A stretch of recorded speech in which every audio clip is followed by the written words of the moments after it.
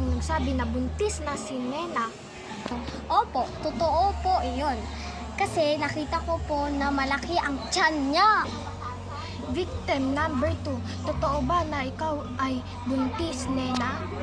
Hindi po totoo yan. Fake news lang po yan. Hindi iyon totoo. Marami lang po ako nakain nun. Kaya po malaki po ang tiyan ko. Kaya wag po kayong maniwala sa mga fake news. Papa po ni Nena, ano po ang reaksyon yun na nung buntis po ang inyong anak niya si Nena?